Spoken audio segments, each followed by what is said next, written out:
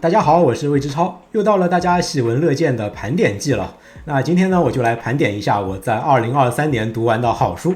这回盘点的只有虚构类作品啊，都是小说故事。非虚构类的好书呢，要么是我已经在翻书 APP 解读过了，要么就是打算以后单独做节目来解读这里就不盘点了。那咱们就开始吧。我要推荐的第一本好书呢，是日本著名另类漫画家架冷真太郎的推理漫画《Fraction 分身事件》，也有翻译成致命分身的。这是我今年读到的最强脑洞。因为这个故事有点重口啊，所以我这里就不方便介绍它的情节了。它讲的是发生在东京的一系列连环腰斩案件。推理小说里的分尸案很常见啊，但是限定在腰斩啊，这就挺特别了。那随着故事里的主人公对案件的追踪调查呢，这个故事里会有各种突破天际的超展开啊，这绝不是一个正常的脑袋能够构思出来的故事啊。其中最让我惊掉下巴了，是故事里有一段情节是必须依赖于漫画这种形式展开的。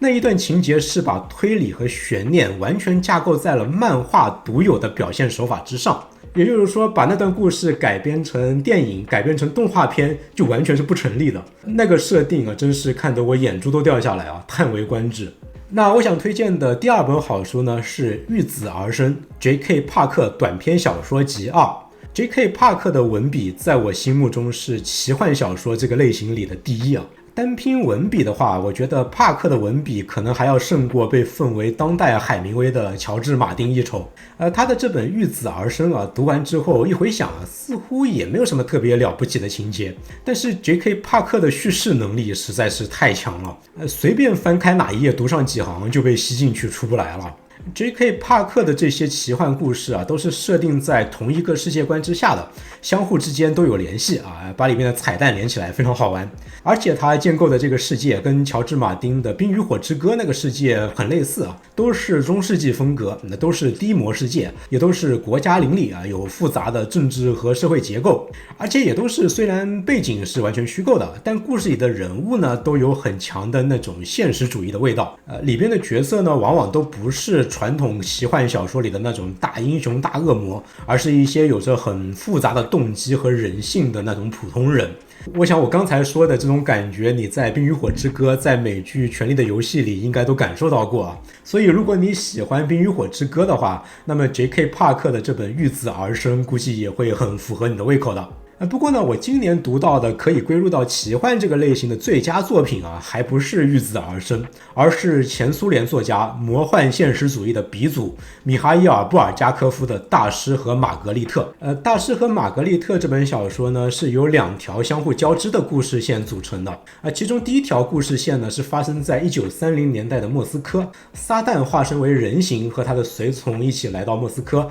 引发了一系列超自然事件，搞得整个莫斯科鸡飞狗跳。结果呢，就让那些前苏联官僚和文化精英的虚伪和腐败原形毕露搞得他们丑态百出。那小说的另外一条故事线呢，讲的是一个叫做大师的作家的遭遇和他写的一本未完成的小说，是戏中戏这种模式啊。大师写的那部小说啊，讲了耶稣和当时负责审判他的罗马官员比拉多的故事。这条故事线比撒旦那条线就沉重了很多，里面探讨了很多关于人的命运、人的自由意志和痛苦等等这样的一些主题。那到了这个小说的最后呢，这2条故事线在大师的精神的升华中统一在了一起。那大师和玛格丽特这本书啊，我觉得是一部殿堂级的文学作品，表面上尽是荒唐，但是内里字字是血，就读着读着就悲从中来那种感觉这部作品呢是有很强的自传的意味的。书里的那位大师其实就是作者布尔加科夫自己。他当时身处的那个时代就是斯大林的大清洗时代作者在现实中屡遭迫害，最后是窝在一个剧院里苟活。他写完这本《大师与玛格丽特》之后不久就去世了。那故事最后大师精神升华的那一段其实就是预言作者自己的死亡。这一段一下子就让我联想到吉尔莫·德托罗导演的《潘神的迷宫》那部电影。那部电影非常特别它是可以用双视角来解读的，一个童话视角和一个现实视角。如果你接受的是童话视角呢，那么那个故事最后就是一个喜剧的大团圆结尾。但是如果你接受的是现实视角，那故事最后就是一个彻头彻尾的悲剧。大师和玛格丽特这本书在这一点上非常类似啊，它那个非常荒诞的奇幻情节背后，若隐若现的藏着一个让人非常绝望窒息的现实。不过我在读完整本书之后啊，还是能够感觉到一种欣慰啊，因为能够感受到啊，不论读者接受的是什么，作者自己一定已经在他编织的这个梦里得到了灵魂的自由。那我推荐的第4本好书呢，是山口雅也的《基偶》。这是我的年度奇书啊，我给它同时打了1颗星与5颗星啊，因为它既是一本0分推理，也是一本满分科幻啊，很神奇啊。故事呢讲的是主人公连续遭遇了一系列概率极低的偶然事件，概率低到完全不可思议的地步啊。比如说他的一只眼睛突然失明了，但就在他失明前不久啊，就正好从书架里偶然掉下来一本书，那个翻开的书页里就有一段关于失明的片段。然后呢，他采访了一个动物研究所，那里的一只黑猩猩随便打了一会儿键盘，竟然就敲出了主人公日记的其中一个片段，一个字都不差。再比如说呢，一个曾经在千里之外与主人公有过一面之缘的人，居然出意外死在他面前。他的死法呢，是被高楼上偶然坠落下来的装饰物给砸死的。那个装饰物是一个巨型的骰子，而骰子滚到地上之后组成的点数，正好是那个被砸死的人前一天在赌场里反复投出来的点数。主人公后来发现啊，这一切似乎跟一个叫做基偶的宗教团体有关。那个团体对于世界的偶然性有一种狂热的痴迷。那这一切到底是怎么回事呢？基偶这本小说啊，如果你是抱着传统推理小说的期待去读的话，那小说最后给出的谜底之虎烂，解谜之不负责任啊，简直就是丧心病狂啊，不带这么糊弄读者的。但实际上呢，这本小说还有一个科幻视角如果你把它当做一部科幻小说，并且真正理解了作者最后给出的那个科幻设定那观感就会非常神奇的发生一个反转，它就会摇身一变成为一本拥有最特别的设定的科幻神作。那《基偶》这本书呢，是被日本媒体列为新本格5大奇书之一的我读完之后果然是惊奇感爆表。那《基偶》这本书呢，暂时还没有正式的中文版不过已经有明翻了有兴趣的朋友应该找得到。除了这样的一本很难定义类型的奇书之外我今年也读了一些范儿特别正的本格推理小说。那下面呢就是其中最好的几本首先是歌野金吾的《密室杀人游戏 2.0》。这本书呢讲的是5个推理爱好者聚在一个网络聊天室里，轮流用自己在现实世界里犯下的不可能犯罪来向其他的4个网友挑战，看看有没有人能够破解自己的犯罪手法。把杀人完全游戏化这样的一个设定当然很没有底线，但是呢也可以说它是彻底扒掉了推理小说的外皮，还它以本来面目。因为推理小说里的犯罪和解谜本来就是纯纯的智力游戏嘛，所以呢把这种犯罪游戏化了之后反而大大解放了小说里犯罪轨迹的这种创意和设计。那这部小说里的那个犯罪轨迹的质量之高简直高到离谱。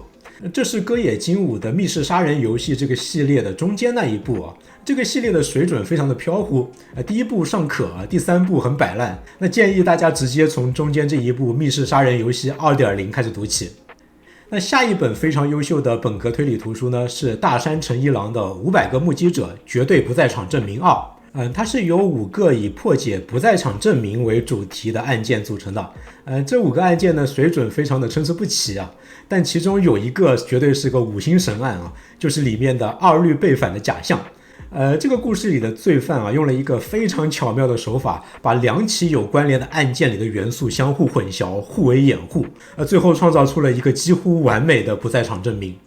如果说《密室杀人游戏 2.0》和500个目击者这2本书是把不可能的犯罪变成了可能，那么下面这个故事呢，就是把不可能的推理变成了可能，那就是来自于白井智之的《药引侦探》。药引侦探这个名称是明翻的名称繁体中文版刚刚出版翻译成了上瘾谜题，简体中文版暂时还没有出。那这个故事的前半部分呢，是一个非常标准的暴雪山庄模式就是一群人被困在一个与世隔绝的深山别墅里这里呢发生了几起命案，那凶手呢一定就是别墅里最后剩下来的那几个幸存者其中之一嘛这是非常标准的暴雪山庄模式但是故事接下来的展开就非常的特别了那一晚啊，别墅里的这几位幸存者全部都误食了迷幻药，他们在头脑陷入到分不清想象与现实，在他们头脑里充斥着各种天马行空的妄想的状态下，各自写下了自己对谁是凶手的推测。他们写下的那些手稿啊，与其说是对事件的分析，还不如说就是几篇非常无厘头的幻想小说。最后当侦探登场的时候啊，他手里拿到的就只有这几份手稿而已。但是万万没有想到的是，那个侦探居然就从这样的几份胡言乱语的手稿里，无中生有地解析出一个无懈可击的逻辑链条，最后锁定出了凶手。这简直就是把逻辑流的推理发挥到了极致。白井智之大神的这个脑袋啊，如果不写推理小说的话，没准早就成了数学家了。好，推理小说告一段落啊，下面呢是今年读到的最好的2部科幻小说。首先是罗杰·泽拉兹尼的《光明王》这是一本很早的科幻经典了，你可能听说过。那我呢是今年才有幸读完这本小说。很多早期的所谓科幻经典啊，今天读起来其实都挺落伍的，但是《光明王》这本小说绝对是一个例外啊，这是我今年读的最有贵感的一本书。这个故事的背景呢是设定在一个非常遥远的未来有一些人类在一个外星球上定居了。那时候那个星球上的地球人掌握的科技其实是高度发达的，尤其是在一些生物工程方面但是呢，在那里有一群被称为第一家族的人，他们垄断了这些高科技，于是他们就干了一件很绝的事，他们利用这些高科技把自己包装成了印度教神话中的神，用神的名义统治着这个星球上的其他的人类。那些普通人类根本就不知道这背后的技术真相，在他们眼里上面那群飞来飞去的天人真的就是手握通天法力的神。那故事的主角呢是一个叫做萨姆的人，他曾经也是那个第一家族的其中一员，但是他后来越来越对那些人的统治方式感到不满，于是呢，萨姆就以其人之道还治其人之身，他开始采用佛教的身份和教义开始对抗这个由印度教的神统治的社会。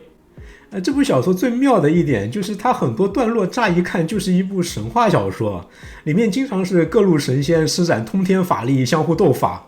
但是随着这个故事的世界观一点一点展示在读者面前读者可能先是会对藏在这个神话背后的科技设定大吃一惊，然后紧接着又会发现那个神话的前端与科技的后端之间居然融合的那样天衣无缝那简直是妙不可言。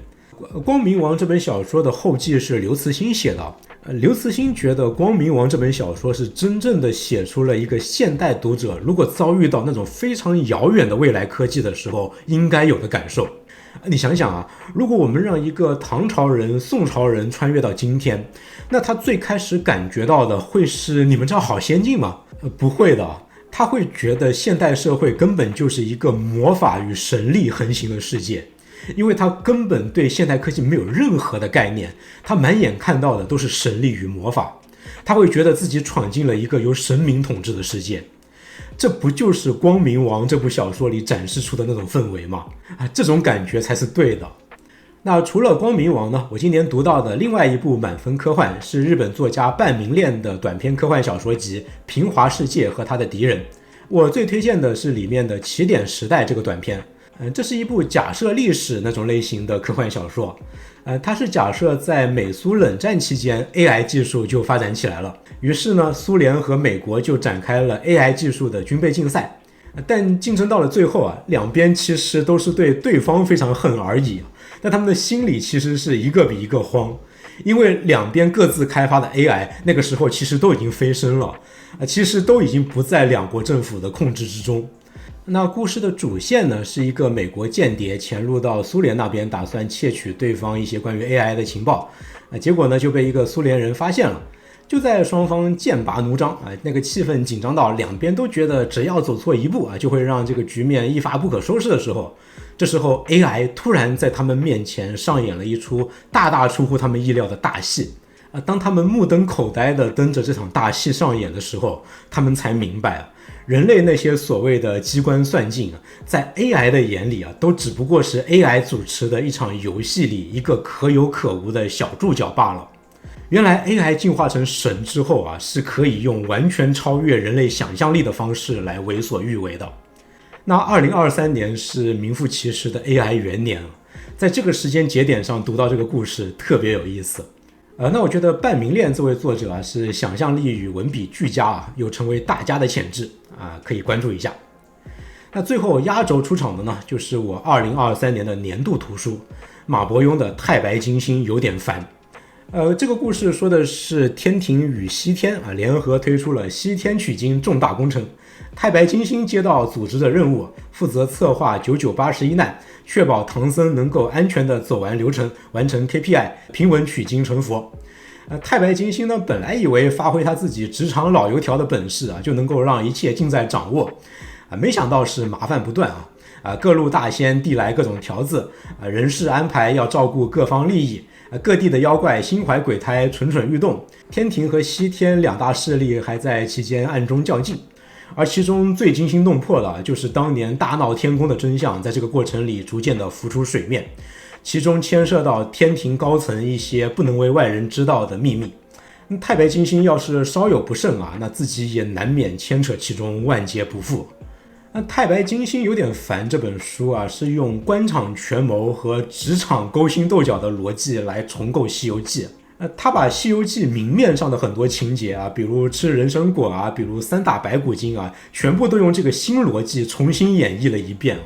他居然严丝合缝地说圆了《西游记》里一些不太合理的情节，比如说为什么孙悟空那么明显的前强后弱，比如说沙和尚为什么犯了那么点破事就被贬下人间等等等等。虽然我自己在读这本书的过程中明明知道这是戏说，明明它就是马伯庸的脑洞而已，但总是忍不住去想这简直是太合理了，该不会《西游记》背后隐藏的真相本来就是这样的吧？那我觉得这样的一种构思简直就是地狱级的创作难度可马伯庸写来却好像是完全不费力气简直太厉害了。这么多年过去了，马伯庸已经创作出那么多好作品，但他的才气还是那种往外喷的状态。太白金星有点烦这本书一方面是把讽刺、幽默、脑洞都推到了极限，但与此同时呢，他的骨子里的内核又是非常的悲凉的。这本书里的所有角色都是提线木偶，都是身不由己的。而且马伯庸在这本书里相当明确地影射了前不久发生过的某些事，书里的每一个讽刺点都会让读者毫不费力地明白他在说什么，或者是让你会心一笑，或者是让你悲从中来，但是也没有一句话指名道姓。我觉得哪怕就是看马伯庸这种对尺度的把握，那也称得上是一本神书了。总之，《太白金星有点烦》是一本只有马伯庸写得出来的神书。